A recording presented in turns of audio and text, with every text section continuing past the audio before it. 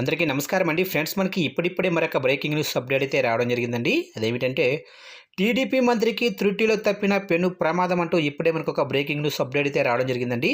అయితే ఇందుకు సంబంధించిన పూర్తి వివరాలు అయితే మన వీడియోలో తెలుసుకుందామండి. ఏం జరిగింది ఏంటి అనేది వీడియో మాత్రం ఎక్కడా స్కిప్ చేయకుండా చూడండి ఫ్రెండ్స్. అప్పుడే మనకి పూర్తి సమాచారం అయితే తెలుస్తుంది.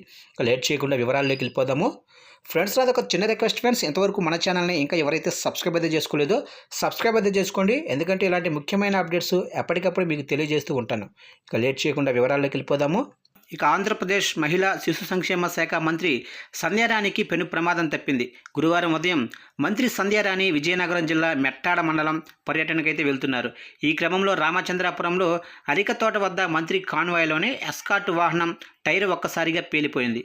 అదుపు తప్పిన కారు ఎదురుగా వస్తున్న మినీ వ్యానును ఢీకొట్టింది. దీంతో ఇద్దరు భద్రతా సిబ్బందితో పాటు వ్యాన్లో ఉన్న ముగ్గురికి గాయాలయ్యాయి. అయితే ప్రమాదానికి గురైన వాహనం వెనకే మంత్రి ప్రయాణిస్తున్న కారు కూడా ఉంది. ఈ ప్రమాదం నుంచి సంధ్యారాణి తప్పించుకోవడంతో అంతా ఊపిరి పీల్చుకున్నారు. కాగా మంత్రి సంధ్యారాణి దగ్గరుండి మరీ ప్రమాదంలో గాయపడిన వారిని అంబులెన్స్లో ఎక్కించి దవాఖానాకు తరలించారు. గిరిజన ప్రాంతంలో అధిక వర్షాల వల్ల కలిగిన నష్టంపై మంత్రి ఆరా తీశారు.